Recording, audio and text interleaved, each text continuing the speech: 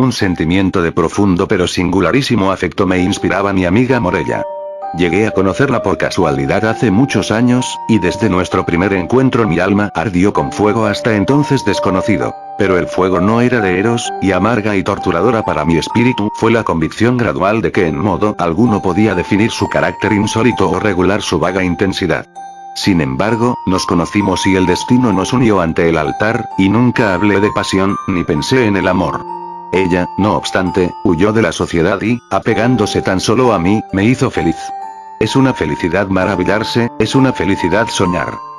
La erudición de Morella era profunda. Tan cierto como que estoy vivo, sé que sus aptitudes no eran de índole común. El poder de su espíritu era gigantesco. Yo lo sentía y en muchos puntos fui su discípulo.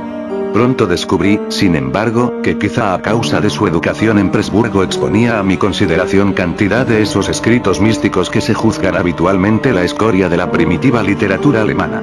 Eran, no puedo imaginar por qué razón, objeto de su estudio favorito y constante, y, si con el tiempo llegaron a serlo para mí, ello debe atribuirse a la simple pero eficaz influencia del hábito y el ejemplo. En todo esto, si no me equivoco, mi razón poco participaba.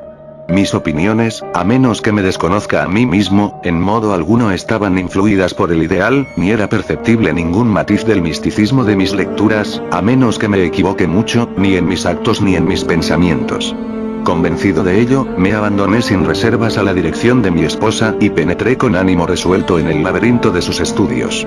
Y entonces, cuando escudriñando páginas prohibidas sentía que un espíritu aborrecible se encendía dentro de mí, Morella posaba su fría mano sobre la mía y sacaba de las cenizas de una filosofía muerta algunas palabras hondas, singulares, cuyo extraño sentido se grababa en mi memoria. Y entonces, hora tras hora, me demoraba a su lado, sumido en la música de su voz, hasta que al fin su melodía se inficionaba de terror y una sombra caía sobre mi alma y yo palidecía y temblaba interiormente ante aquellas entonaciones sobrenaturales. Y así la alegría se desvanecía súbitamente en el horror y lo más hondo se convertía en lo más horrible, como el Hinnom se convirtió en la Gehenna. Es innecesario explicar el carácter exacto de aquellas disquisiciones que, surgidas de los volúmenes que he mencionado, constituyeron durante tanto tiempo casi el único tema de conversación entre Morella y yo. Los entendidos en lo que puede designarse moral teológica lo comprenderán rápidamente, y los profanos, en todo caso, poco entenderán. El impetuoso panteísmo de Fichte, la modificada de los pitagóricos y, sobre todo, las doctrinas de la identidad preconizadas por Schelling, eran generalmente los puntos de discusión más llenos de belleza para la imaginativa Morella. Esta identidad denominada personal creo que ha sido definida exactamente por Locke como la permanencia del ser racional. Y puesto que por persona entendemos una esencia inteligente dotada de razón, y el pensar siempre va acompañado por una conciencia, ella es la que nos hace ser eso que llamamos nosotros mismos, distinguiéndonos, en consecuencia, de los otros seres que piensan y confiriéndonos nuestra identidad personal. Pero el principium individuationis, la noción de esa identidad que con la muerte se pierde o no para siempre, fue para mí, en todo tiempo, un tema de intenso interés, no tanto por la perturbadora y excitante índole de sus consecuencias, como por la insistencia y la agitación con que Morella los mencionaba. Mas en verdad llegó el momento en que el misterio de la naturaleza de mi mujer me oprimió como un maleficio. Ya no podía soportar el contacto de sus dedos pálidos, ni el tono profundo de su palabra musical, ni el brillo de sus ojos melancólicos. Y ella lo sabía, pero no me lo reprochaba. Parecía consciente de mi debilidad o de mi locura y, sonriendo, le daba el nombre de destino. También parecía tener conciencia de la causa, para mí desconocida, del gradual desapego de mi actitud, pero no me insinuó ni me explicó su índole.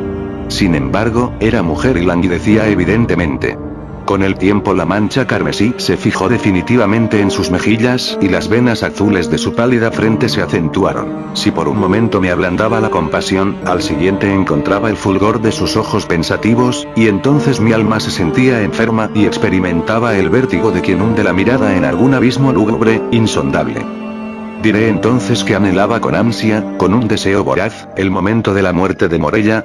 Así fue. Mas el frágil espíritu se aferró a su envoltura de arcilla durante muchos días, durante muchas semanas y meses de tedio, hasta que mis nervios torturados dominaron mi razón y me enfurecí por la demora, y con el corazón de un demonio maldije los días y las horas y los amargos momentos que parecían prolongarse, mientras su noble vida declinaba como las sombras en la agonía del día.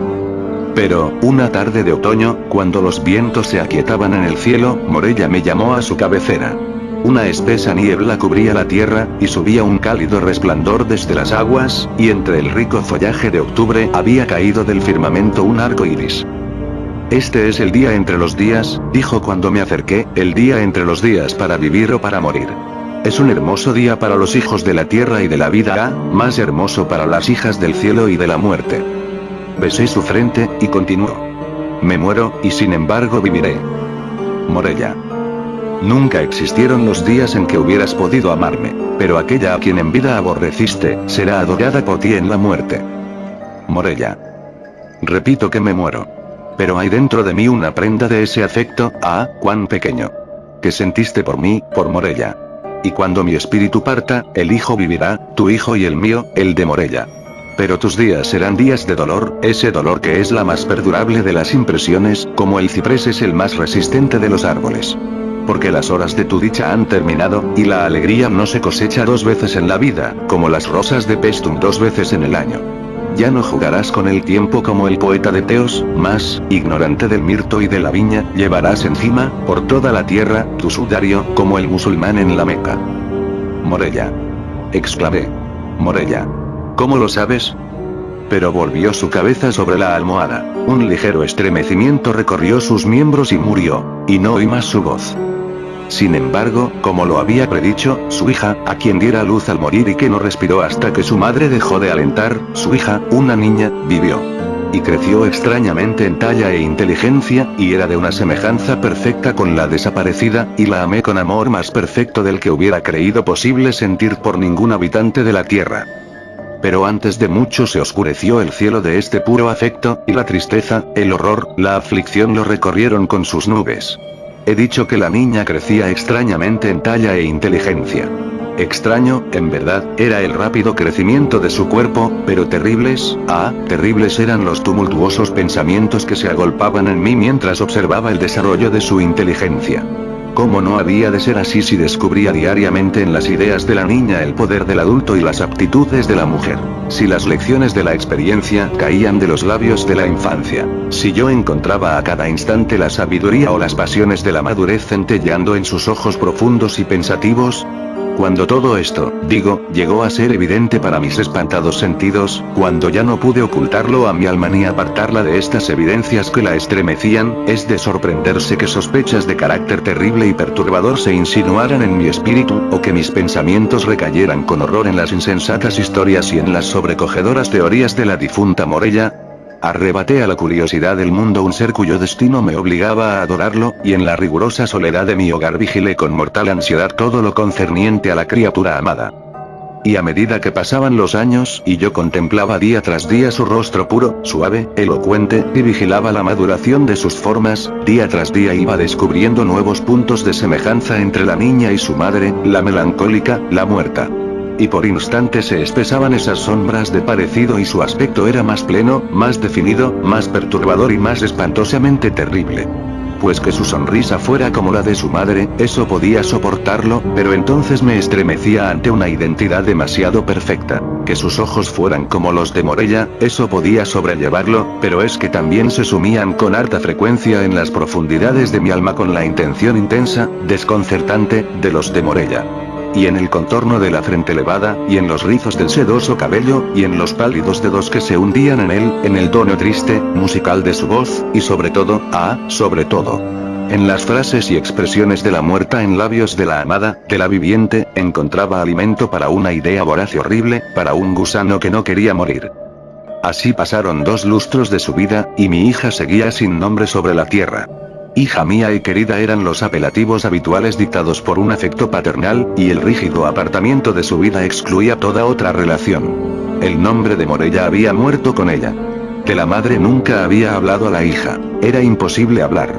A decir verdad, durante el breve período de su existencia esta última no había recibido impresiones del mundo exterior, salvo las que podían brindarle los estrechos límites de su retiro.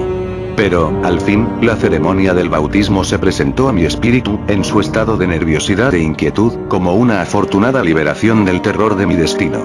Y, ante la pila bautismal, vacilé al elegir el nombre. Y muchos epítetos de la sabiduría y la belleza, de viejos y modernos tiempos, de mi tierra y de tierras extrañas, acudieron a mis labios, y muchos, muchos epítetos de la gracia, la dicha, la bondad. ¿Qué me impulsó entonces a agitar el recuerdo de la muerta? ¿Qué demonio me incitó a musitar aquel sonido cuyo simple recuerdo solía hacer afluir torrentes de sangre purpúrea de las sienes al corazón? ¿Qué espíritu maligno habló desde lo más recóndito de mi alma cuando, en aquella bóveda oscura, en el silencio de la noche, susurré al oído del santo varón el nombre de Morella? ¿Quién sino un espíritu maligno convulsionó las facciones de mi hija y las cubrió con el matiz de la muerte cuando, sobresaltada por esa palabra apenas perceptible, volvió sus ojos límpidos del suelo al firmamento y, cayendo de rodillas en las losas negras de nuestra cripta familiar, respondió: aquí estoy. Precisas, fríamente, tranquilamente precisas, cayeron estas simples palabras en mi oído y de allí, como plomo derretido, rodaron silbando a mi cerebro. Los años pueden pasar, pero el recuerdo de aquel momento, nunca. No ignoraba yo las flores y la viña, pero el acónito y el ciprés me cubrieron con su sombra noche y día. Y perdí toda noción de tiempo y espacio, y las estrellas de mi sino se apagaron en el cielo, y desde entonces la tierra se entenebreció y sus figuras pasaron a mi lado como sombras fugitivas, y entre ellas solo veía una: Morella. Los vientos musitaban una sola palabra en mis oídos, y las ondas del mar murmuraban incesantes: Morella. Pero ella murió, y con mis propias manos la llevé a la tumba. Y lancé una larga y amarga carcajada al no hallar huellas de la primera Morella en el sepulcro donde deposité a la segunda.